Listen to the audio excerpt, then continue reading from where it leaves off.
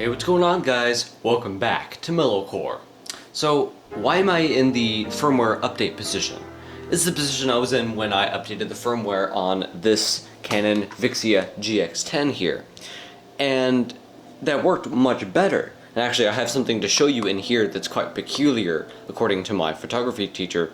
But I heard about some other firmware, not custom firmware, not firmware made by someone else other than Canon. I'm talking about firmware that was made for a camcorder that was basically this, but a professional version of it. And of course, this being so good, it's not that surprising that they made a professional version of this camcorder itself, with like a mount up here and all this shit. But anyway, there is a special software version, firmware version, just for that other camcorder. But since these are pretty much the exact same camcorder under the hood, you could actually apply that firmware update for that camcorder to this one. So we're gonna try that. That is why we're in the firmware update position. So yeah. Also, this is the machine I edit most of the videos on and write some of the scripts. Here's an upcoming video script right there on the X1500. That's gonna be a really short video because I don't even have that camera anymore, and you'll see why. But anyway, so I want to show you something first. I kind of fucked the screen and I kind of fucked the surround right there. Yeah, I dropped it. It's just something I did. I did a bad. But that's because the frickin' tripod I'm using, even for the R5C that I'm shooting this on, it just popped right off of it, and I still have no idea why. Maybe it's just made out of crap, who knows? But I know it's not the camcorder at fault, and I know I put it on very securely, so I have no idea what happened. But the thing I want to show you is if you go into the function menu. Yep, see, that's how the screen's fucked. If I try to press down here, it actually presses up there instead. Super weird. Yeah, that's fucked. I actually have to use the joystick down here. Alright, so if we go down to iris, where's iris? Shutter speed, it's down here? Where the hell is it? Oh, I must be using auto iris. This is shutter priority. I need to switch to manual. Anyway, what I wanted to show you was something in manual mode. So you see the f2.8 there, right? That is our aperture. But in this camcorder, it actually calls it iris. Right here, this is iris, and it changes the aperture. So it makes it, produces the opening of the hole. Love the hole. So yeah, they call that iris in this camcorder. And apparently that isn't called that anywhere else. But it's here, so it must be somewhere else as well. So I think my photography teacher is just blowing smoke with that one. And it might be like the fingers and thumbs situation, but whatever. I don't care. I will call it iris because it's easier for me to remember and to say. And you know me, I can barely talk if you see my outtakes. So, in order to update the firmware on that camcorder, we need the firmware to be specifically on a card in slot B. And I don't even have a slot A card in right now because, well, I just haven't bothered putting it back in yet. But I do have this 1 terabyte card in here. I guess I'll transfer the firmware to that because I do already have it downloaded. Oh, there it is, Canon. I'll drag this firmware. That's the firmware that they're talking about. So go ahead and drag that. Right, check both that and that. Right, now I don't need this anymore. So apparently this is going to give me additional capabilities, as in like seeing Canon Log 3 video somehow, and maybe other stuff that I might not be able to use because they're not exactly the same model, but they're basically the same camcorder. So put that back into slot B. As we can see, I've inserted it into slot B specifically, or else this doesn't work. It doesn't show, the firmware update won't show up. All right, now I'm gonna switch it into auto mode because maybe it has to be in that. And I'm going to turn it on. Let's just see if it detects the firmware. It might not. So here we go. Yep, A has no memory card, this is true. Go into the menu. I said menu. Yeah, the menu button seems to be kind of screwed as well. Alright, wrench, beer wrench. Go into firmware. Yep. Yeah. So, okay, it is a thing. And if I do this, what this is basically going to do is reset all my, all my settings. So that's a huge pain in the ass. But I want to see what this is going to do. And, oh no, but can I go back? I don't know if I can go back. Oh, that might be a problem. Because if I can only see Canon Log 3 when I'm using this firmware, and I can't not use this firmware if I ever want to use it. I don't know if I actually ever want to use it then, because I'm gonna be stuck on that firmware. Because I actually do use this camcorder. It's not like I can just update it because I don't use it and I can sacrifice it. No, I actually do use this unit for stuff. Like when I can't use the R5C, I do use this because it's really that good and I don't want to screw it up. So, you know what? For science. The touchscreen doesn't even work. Yeah, after I dropped it, one of the axes of the screen is just fucked. Okay, yes. From what I remember, this will take a very long time. Like a really long ass time for some reason. You can see by that light that it's doing something. Let me actually frame this a bit more properly. There we are. Updating the firmware. Do not turn off / disconnect the power pack. This is going to be a very, very interesting experience to have happen. Also, for those who know, I'm interested to know what the processor in this particular camcorder is, because this has 2 Digic DV6 image processors, but I don't know if like that makes it basically a dual core image processor, because it has 2 separate image processors. So how the hell would that work? Like, what is it doing with those? Like, how does that function within this unit? So I would love to know that, and there's definitely people that do much crazier things with this.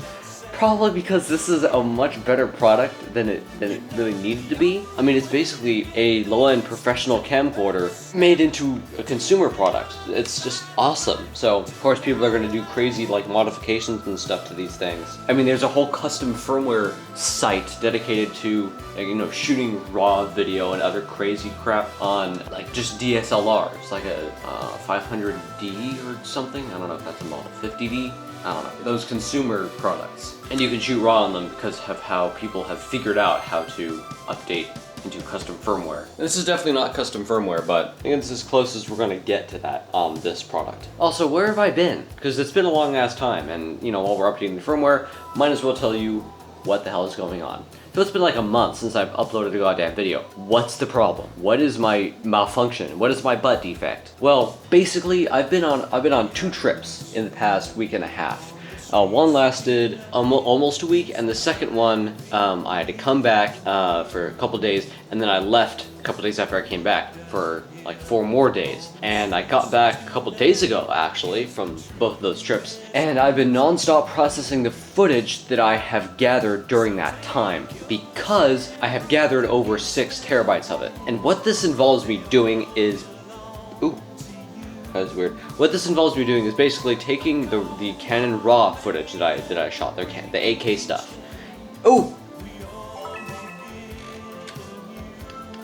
Involves me taking the raw AK stuff. Involves me ballooning it up so I don't lose any data, so it actually increases the file size a little bit, which I don't really have the space for right now, and then process that into an AV1 codec so that I can store it forever. Because I'm never going to be able to actually go in and watch all of it in its entirety. I just don't have the time for that. So that just takes a freaking long time, just like that did. Except I had to babysit the processing of my raw footage the whole time it was going, and it's still going. That's actually why I'm in my office right now, because I keep having to goddamn babysit it because things keep going wrong. That's also why I haven't been able to get any homework done for that photography class I've been talking about. I've just been non-stop working. So here is the GX10 updated. Let's move that a little bit. So let's see what's different. What the hell date is it? Like Thursday or something. My phone just tell me what the date is. Okay, Thursday, September 25th. Oh, fuck. Okay, whatever. So looks the same here, mostly. Let's go into this one. I need to switch this to TV, because shutter priority is what I like. Can I move up, please? Thank you. Okay, now function. Shutter speed, that should be... Whoop, hey, I did not say go out of that. Shutter speed. There we go. Move that to like 120, because that's what I normally shoot at. The 60 is a bit too blurry from where I like it. I go back. Gain. So this is what the guy says is the thing I need to change. I need to change specifically the look from, what do I have here? Standard image profile, which is basically the standard Canon thing. This is what most Canon cameras and camcorders will use. As far as I can tell, they all look basically the same. There's like a Canon look, there's a Sony look, and there's a Fuji look. And well, this is basically the Canon look. But then there's two more options. There's this thing over here called monochrome, which basically just turns the image into a black and white image, so kind of useless. Okay, that's not useless.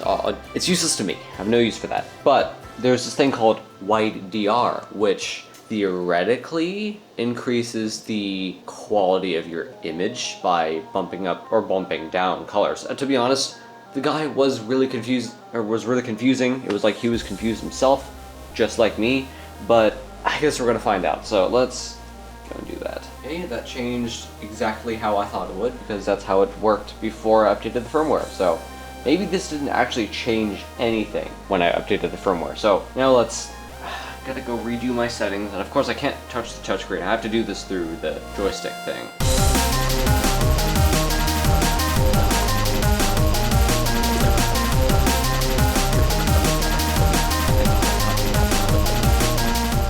What the hell is a CPU?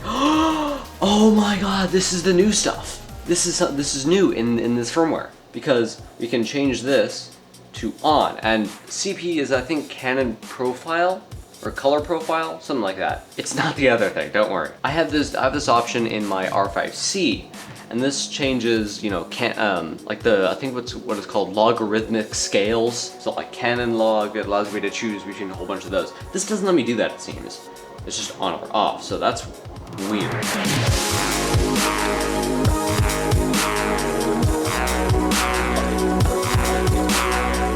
Alright, so let's go back. I'm going to change this recording media for photos to B, because that's where it needs to go. Come on. There we go. Okay, now I'm gonna go get the SD card. I'll be right back. Alright, I've returned with my special V60 card here. That's what these extra pins are down there. I'm not sure if this camcorder can use them. Probably not, because it's kind of old, but I'll put it in. First I have to put the stupid plastic thing that came out back. Come on, just stay there, bitch. Still don't have the patience for this right now. Come on. Ah, pain in the ass. Okay, that's done. So, I guess we should see how this does stuff. Maybe? Possibly? Let's see here. How am I going to do this? So, oh god, that actually looks... Ew! That looks awful! Look how much noise there is. There's just so much. Okay, you're not gonna be able to see that, come on. There is so much noise in that image. You probably can't see that at all. But there's a lot of noise, and that's gonna bother the hell out of me. So I'm probably never ever going to use this except in highlight environments. So let me try to shoot. Let's do some test footage outside, shall we? So this is some test footage inside my office, and yeah, everything is pretty goddamn noisy, and if you zoom in it gets worse because the F factor doesn't stay the same. So this so far looks worse, but let's go outside.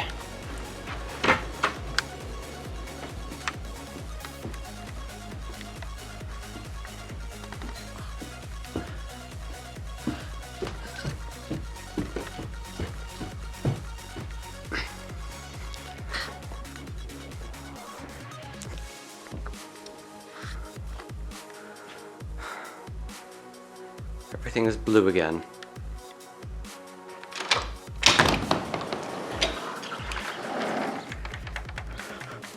Holy shish, it's hot out here. Damn.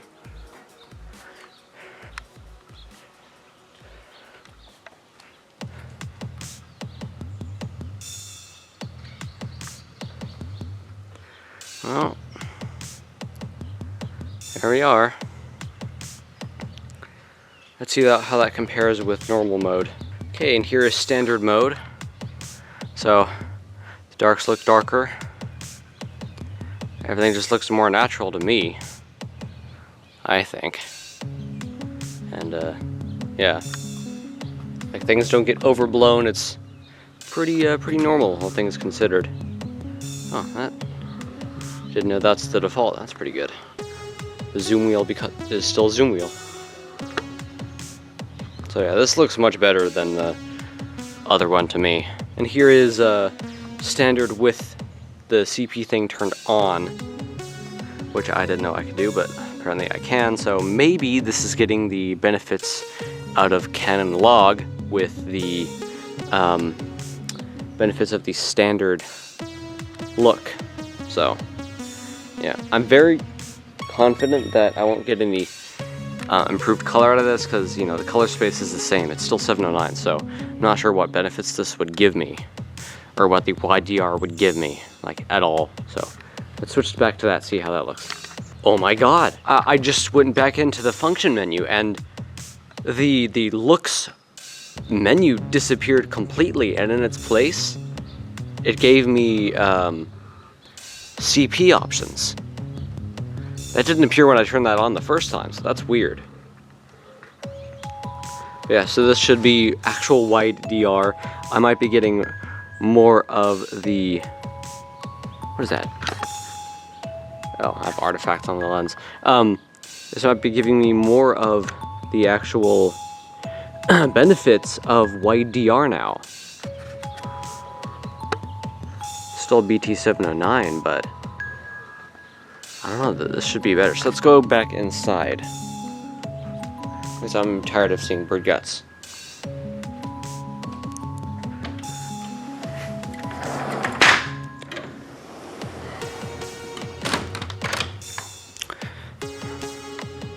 Okay, so here's how the inside of the house looks. Wide DR. I'm gonna have to turn up the brightness on the LCD.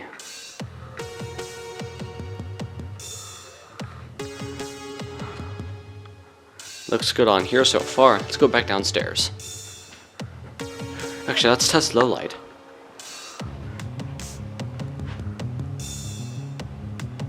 Oh, that looks really noisy. Not as noisy as I would have thought, but still looks really noisy. Alright, let's go back.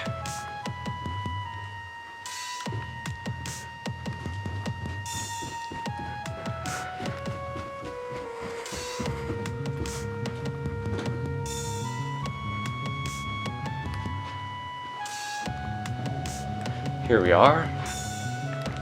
Color balance did work this time because, well, now everything's orange and this room is actually quite orange. And it was blue when I left on this camera, so obviously did something.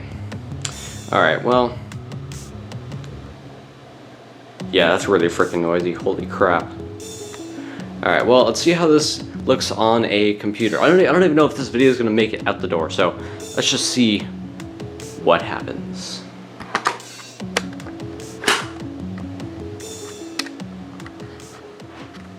Press the record button, that's supposed to stop it.